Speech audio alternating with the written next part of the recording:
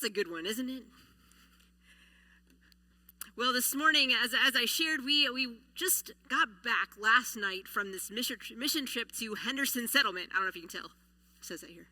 A couple of us are wearing our t-shirts today, and it really was a great trip. For those of you who didn't know much about it, Henderson Settlement is located in Frakes, Kentucky, and it is I think it is the lowest income county in the nation.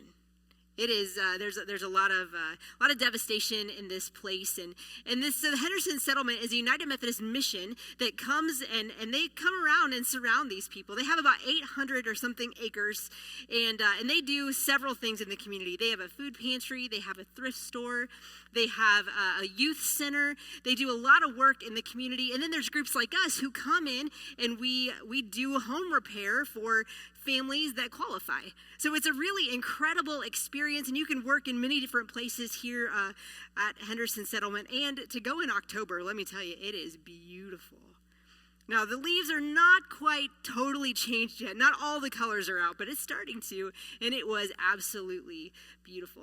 As you'll see on the screen today, there's going to be some pictures just kind of scrolling, and so you can kind of see some of the things that we did while we were there. But it was a group of 11 of us here from New Hope, and we joined Faith United Methodist Church of 21. And so we were a pretty large group that went and worked together, and Faith already had a couple of projects that they needed our help with. So we helped with two, and you'll hear a little bit more about those. We helped with a re-siding project and also with a finishing of an addition on a house. Really a great experience for all of us. I think we really enjoyed it. We left last Sunday morning bright and early and began our work on Monday. And like I said, we got home just yesterday afternoon. And so you're going to hear from a couple of our missionaries today.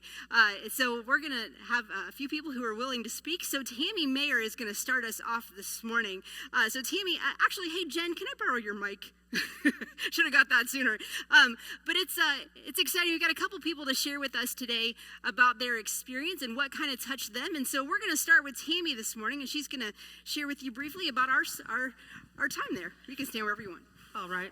Well, when Sarah asked me to share, I was going to say, oops, the light is really bright right there. I'm going to stand over here. How's that? So I can see when I look out at you. There were just so many blessings that occurred that day. You can see kind of from the pictures, the first blessing was that, nobody paints a landscape and a masterpiece like God. We had great weather to work in. We didn't have to deal with mud and sludge. We had beautiful blue skies, and we had an opportunity on Wednesday to go to the Cumberland Gap State Park, which is known, and we saw the waterfalls and we hiked there, and just seeing God's masterpiece down there. We also had the opportunity to see the Northern Lights all the way down there on Thursday, and so just first of all, seeing that. God calls us to love one another, to love our neighbors as we love ourselves. Mother Teresa would tell you that love in action is service. And when we work together, packing boxes in the food pantry, when we work together siding the house, you can't work together like that without getting close to each other. And in that, you certainly feel Jesus' presence. You get closer to him. As Sarah mentioned, Henderson area is it's Frakes city, and it is Bell County. It is one of the poorest communities in Kentucky. There's no industry except for coal mines. So people really love it when the coal mines are open, but they don't have other types of industry. There is some logging, but not as much as what we would think. The national average for poverty is 12%. In Bell County, it's 32%, so almost 3 times higher than most. Because of the coal mines, there is a lot of disability, a lot of cancer and things like that. 89% of the children are living in poverty. And their national, their longevity, their life longevity is 8 years less than the norm. And so this is a poor community. There's depression, there's health issues, there's drugs, there's a lot of loneliness, there's a lot of remoteness here. And, some of the people that were here went out and delivered food boxes. And they said, we only delivered about 25 food boxes, but in that time, it was about visiting with the people and sharing that. And that's a blessing to do that. I see Grace's picture up there. One of the things I have to say, working with everybody the way we did, it was just a blessing to see, to come together and to work with other Christians, to be with another church, and to have that opportunity to do that. Grace's exuberance was absolutely wonderful. She just didn't hold back at all, whatever job was there to do. I mean, working with Phil and doing that, working with her dad. Everybody just pitched in. Andy and all of his array of talents, what a troubleshooter he is, and the steadiness of Marv, and, Karen here was up on the ladder all the time, helping Andy, finding log sticks to hold up the siding. It was wonderful. Sarah and Terry, they're learning to side, and Tara thinks she needs to learn to all this stuff for her own house. It was just such a wonderful blessing to see everybody working together the way we did. It was just incredible during that day. I had to write some notes down because there's just so much I had to think about. Let's see what else. Maybe I need to put my glasses on so I can read this, right? There's Phil working really hard to straighten this out. I think it was just really meaningful to be down there. To see the way the cooperation, the camaraderie, just everybody working together. It was a blessing to see all the caring and all the talents and all of the wonderful humor of our group. I was going to say, I don't think I'll ever forget April and John and the singing in the vans and things like that. It's a blessing that when we work together, that we have the opportunity to serve others, and I think it increases our faith. I think when God works through us, using our hands and our feet, I think that he also is working in us, changing us, making us see things differently, and I think we just open our hearts more to others. And I was going to say, I think that, I'm sorry, I just couldn't help but laugh there. It was a way to experience God through other people. People served us too. They served us meals. It was a way to see God in different ways.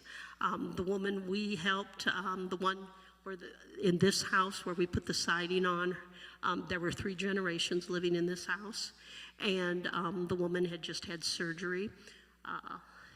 This wasn't something that they could afford to do on their own. The other project where the addition was a grandmother raising 4 grandkids, and she had had cancer, and again was not something that she could do.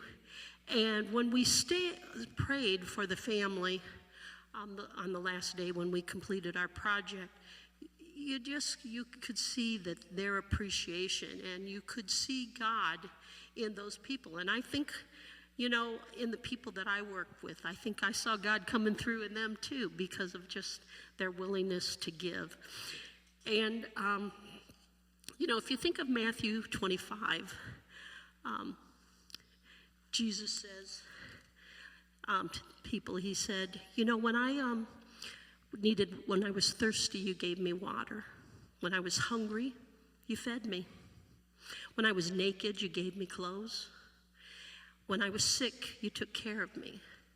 And when I was in prison, you visited me. And the people said, Lord, when did we do that for you? And the Lord said, you know what? When you did this for my brothers and sisters, you did this for me. So the whole week was just a wonderful, wonderful blessing, and to watch the way people stepped up and to spend time with them, just wonderful.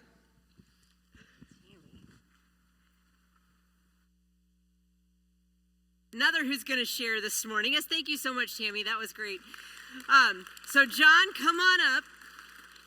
John's going to share too. Now, I will say, like Tammy said, I got serenaded in the van a couple of times. Now, was it Yeehaw? Yeah. I got to hear all the Yeehaw songs. I mean, we really, Hee-haw. Oh, sorry. See, I don't even know. But we really enjoyed our time together, and we had some shenanigans, let me tell you. Well, it's tough to follow Tammy because I'm not the polished speaker she is. But I don't know, Sarah, I don't know if she knew what she asked. She'll probably regret now what she asked. You know, asking me to come and ask me if I wanted to talk. Well, as my fellow travelers found out, I do like to talk. But this is kind of a story of a group of 11 went into the hills of Kentucky and Tennessee and had a good time. So why don't you all just sit back and take your shoes off while I tell you a story. Henderson Settlement. It started in 1925. Next year, it will be 100 years old. They own 1,300 acres. They have a greenhouse which grows vegetables that they hand out to the community. They also have a farm, which they have 80 head of cattle. They slaughter some for hamburger, which they sell at their store to the community for $1 less than what you can buy it in a grocery store. They sell, like I said, I'm not a polished speaker, and I'm reading this. They make food baskets, which monthly they'll take out to the community, or some people will come and get them. They make lunches for people that are invalid and can't get out. They have a store which they bring in truckloads of goods that people donate, that people can come in. And while we're there, lots of people came in to buy, clothes and items for their home at a discount price. They have a craft store that the people in the community make crafts, and they'll sell at the craft store to also bring in money. I should just read this. We had people that went in and helped unload the trucks. Sorry about this. They also have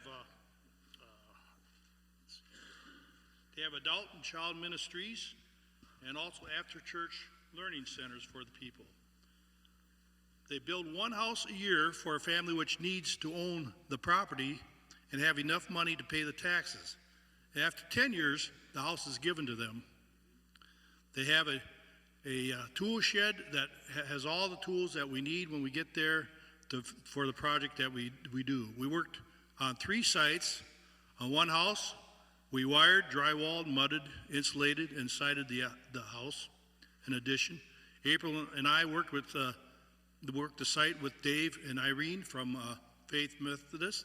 That was fun. Irene is quite the trip.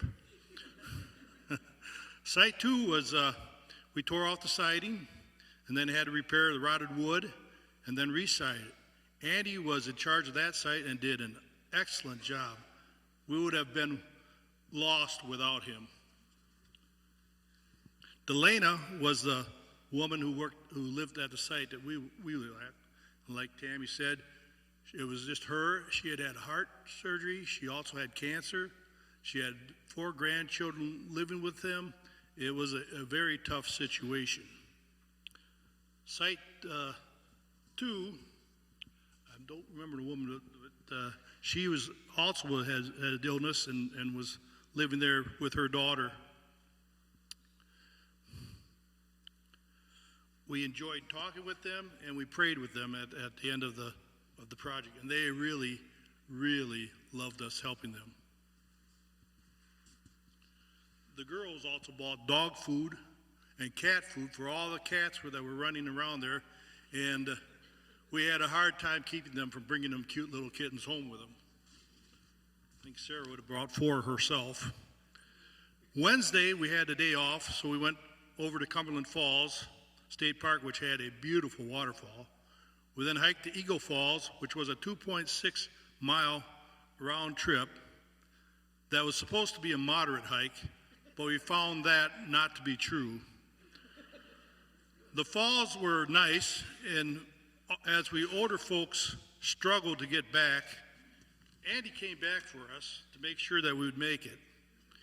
And I just thought at the time that it looked like we were a senior group out for a walk, and Andy was our caretaker.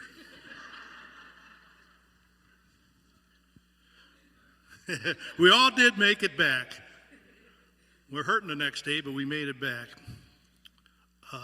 We had lunch by the river, then we went to an ice cream parlor. It was a great day. The area, as Tammy pointed out, is the poorest county in the nation. Lots of things go into making this so. The geography is one, as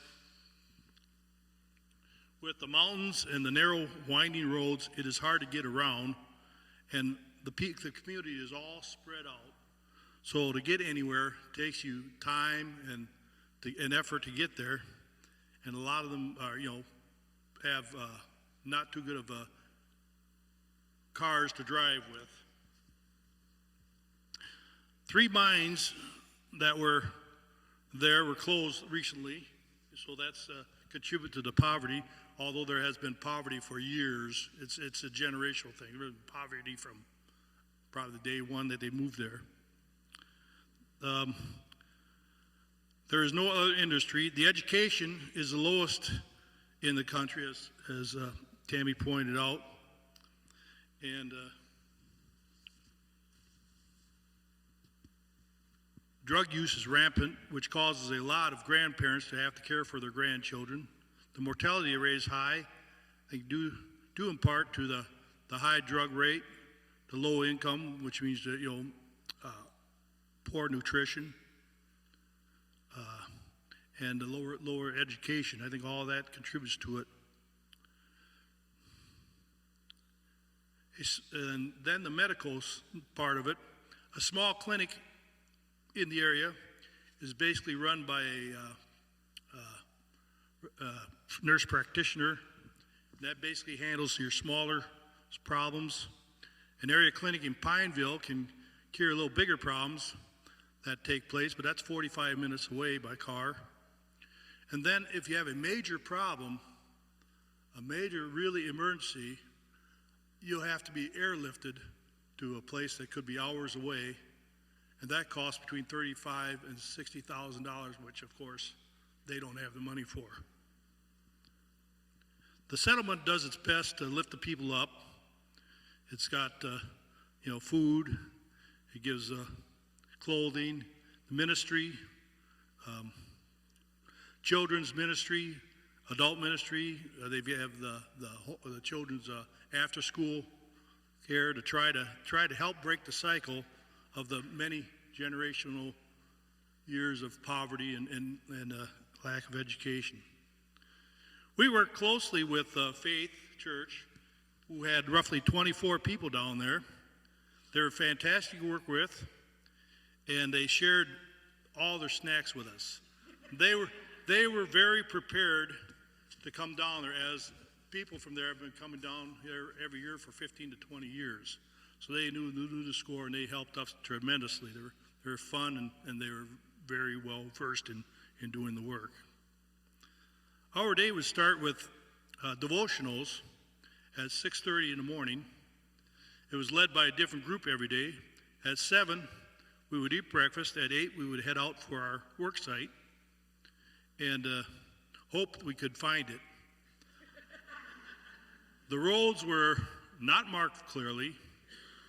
The maps they handed us were, a map for Mars. We did get lost one day. We saw a lot of the countryside as we traveled around. And when we got back finally to our site, the people of Faith were kind of wondering what we were doing.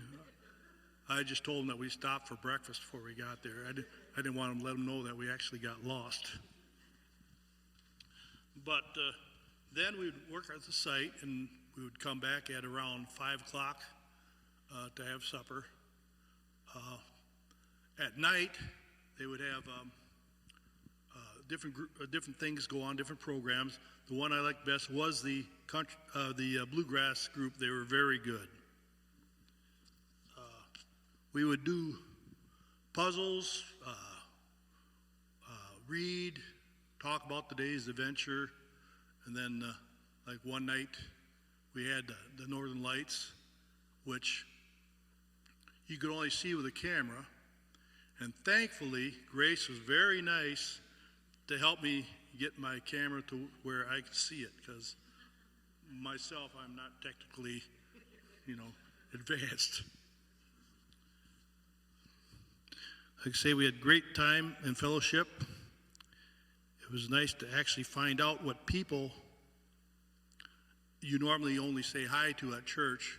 It was nice to find out what they do in their life. You'll get closer with them instead of just saying hi in the morning.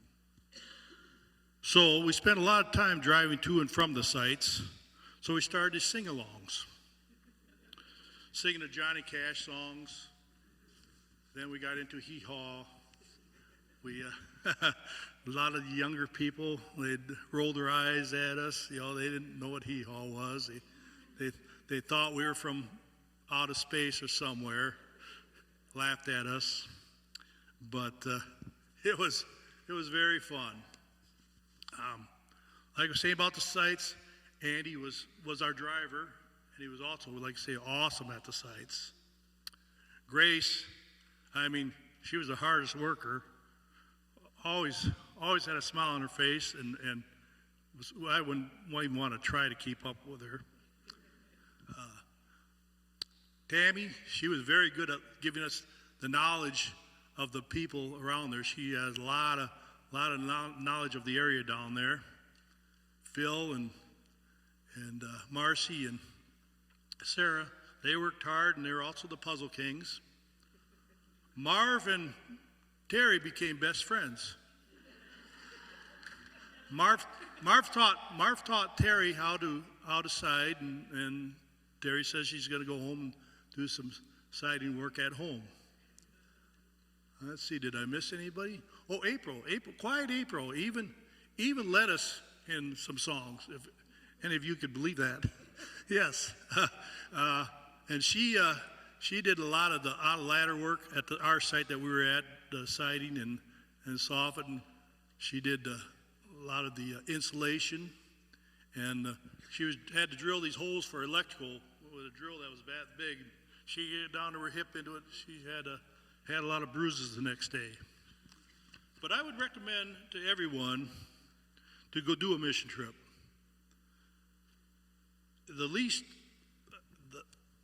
There's something for everyone to do, no matter what age, what skill level. You'll always be able to figure it out. And what you get back from the trip is just amazing. So, yeah.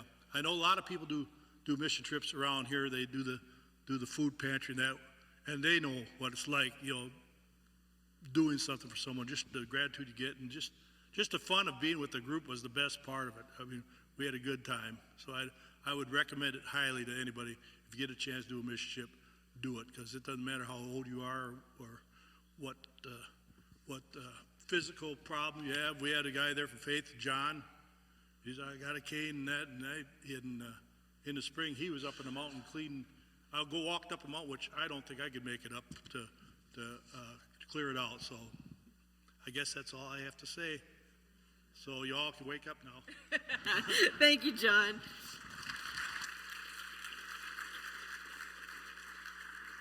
We really did have a great time, but I think it was just a special trip in a lot of ways, and I just want to share one quick story, and then we'll move on. But this was a special trip for me for a couple of reasons. One, because it was kind of this weird mix of my past and my future. We went with Faith, which was the church that I came from, and yes, I came from there as their pastor, but I was only their pastor of 5 of the 15 years that I was there. You see, the people that came with us on this trip were my mentors. They were the ones who said, Sarah, you have gifts in ministry. They were the ones who encouraged me to become a pastor. And so it was really neat to go with them, my mentors and people who encouraged me for so many years. But it was even better and more importantly for me to spend time with this new church, New Hope, that has my heart. And so it was such a great time to get to know one another. But what's interesting, if you look in the bulletin, you'll see this Bible verse. It was Acts chapter 20, verse 24. And God really laid this verse on my heart about a week and a half ago. And it was just kind of something that I'd read, and I thought, you know what, I'll put that in the bulletin as a placeholder until I find something better after the trip. This is what it says. It's Acts 20:24, and it says, "However, I consider my life worth nothing to me. My only aim is to finish the race and complete the task the Lord Jesus has given me, the task of testifying to the good news of God's grace." And I put that in the bulletin just to kind of sit it there. I thought I'll figure out some way to work it in. But I want to tell you a story about Monday night, because I was the only one who was there. It was just me. See, Monday night was our first evening, and we didn't really know how evenings were supposed to go yet, right? It was our first one. We didn't really know. All I knew was that there was free homemade ice cream at the kitchen gym, and that's where I was going. And so we left kind of after, got our showers, had our dinner, we head over there, and somebody from Faith said, "Hey, Sarah, the executive director, John, is looking for you." And I thought, oh, okay. I had mentioned the night before, he had asked if there were any clergy that had come so that we could help with communion on Thursday. And so I just figured that's what we were going to talk about. But come to find out, that's not what he wanted from me. He actually came and found me, and he said, "There's a homeless woman here, and I need to get her to a place of safety." He said, "There's not usually a lot of homeless in this area because they have so much family. It's kind of generational. But this woman really is in need of a place to stay. We need to get her out of town. We need to get her to a hotel for the night. And I don't want to go by myself." And so he asked Dave, who was the team lead for Faith, and asked me to drive along. But here's the thing you have to remember. This place that we're at is an hour away from civilization. So a trip to the hotel took an hour to get there, and he took the shortcut. The shortcut all the way up the mountain, which has 168 curves. All the way up the mountain, and he's like, "Do you have a weak stomach?" I said, "Not usually." Why? And he said, "Just this is going to be quite the drive." So he takes me over, and he introduces me to Ashley. Now, let me tell you a little bit about Ashley. And this is a pretty typical story of the kind of people that we serve. Ashley was about 23 or so. I didn't get her exact age, but she was early 20s. Ashley, when she was 7 years old, lost her mom. Her mom had AIDS that she had gotten from a dirty heroin needle. She died of AIDS when Ashley was 7. At age 9, her dad died of an overdose. Ashley has no cousins, no aunts, no uncles. She only had a grandmother who only survived then a couple years later. Ashley kind of bounced from family to family, staying with people in her community. She found herself pregnant at the age of 19 and had a stillbirth. A couple of years later, she found herself pregnant again, and she gave birth to a daughter at 24 weeks. Alea was her name, just less than a pound. But the baby survived. However, because of her situation, she couldn't bring the baby home. So from birth, her daughter, who's now 2, was in foster care. She also had just had 6 months previously had a son who's also been in foster care since birth.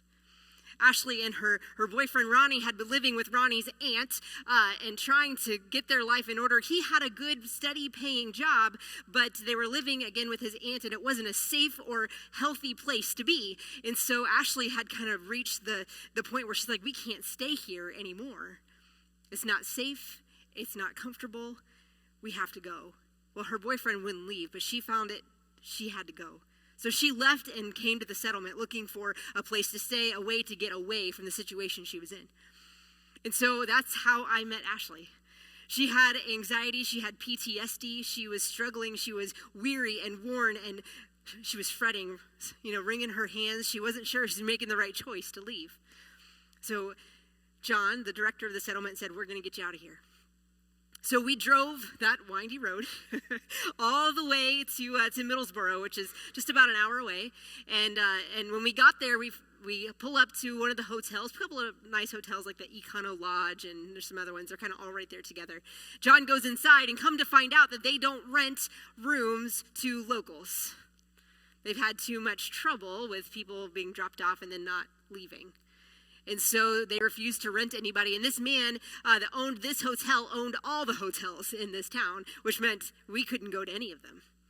So he gave us a suggestion to go down the road about another 10 miles. There was another hotel that way. And so as we drove, Ashley continues to tell me her story. She joined in conversation with Dave and John in the front seat. And we get to this other hotel and get her a room, and we kind of move her in. And she turned around and she said, "Hey, any of you guys have an iPhone charger?" And, I didn't take anything with me but my phone and my keys. And John said, "John, we'll run down to CVS and get you a charger. Sarah, why don't you stay here with Ashley and Dave and I will go." Well, let me tell you, I wasn't real comfortable with that, to be honest with you. I didn't know this girl. I didn't know what she had in her bags. I had no idea, but what do you say? But yes, God. And so Dave and John got in the van and they drove away. And I was sitting in this hotel room with this girl who is struggling. And she's pacing back and forth, and she's crying, and she's upset, and she's telling me all of her worries and her concerns and how badly she wants to see her kids. And she shared with me that she actually grew up Jewish, and she believes in God, and she trusts in God, but she tells this story about a vengeful God, a God who punished her and who's punished her mom and punished her grandma. And I had the opportunity to testify to God's good grace. I was able to tell her about the God that I know in the Old Testament, in those Jewish scriptures, in the Torah, the one who saved his people. I was able to talk about the Jesus that I know, the Savior of the world who comes in love for his creation. And as we talked together, she got to the point where she stopped pacing and she sat on the bed. She took a deep breath. She started to tell me about the people in her life who've encouraged her. Her social worker, who, as we were meeting there, John was on the phone outside the room talking to the social worker who was finding her a permanent place to stay, far away from the situation she was in. I got to share the power and the love of God with Ashley. When they came back with the cell phone charger, the three of us surrounded her in prayer. You see, God put me in a situation that day that I was uncomfortable with. God does that sometimes. But I was able to do exactly what this verse told me to do. My only aim is to finish the race and complete the task the Lord Jesus has given me, the task of testifying to the good news of God's grace. But it's not just one day, one experience on a Monday night. This is what has to happen every single day, the way that we live our lives. God calls us to show his grace, to testify to it in all times and in all places, with the way that we live our lives, with the way that we love, with the way that we serve, with where we are and how we interact with others. That's his calling to us. Because we have a Jesus who came and did those things for us, who showed us the good news. He came and joined his creation. He showed us how to love. He taught us how to live. He taught us how to serve. And he came and he gave his life so that we can have eternal life with him.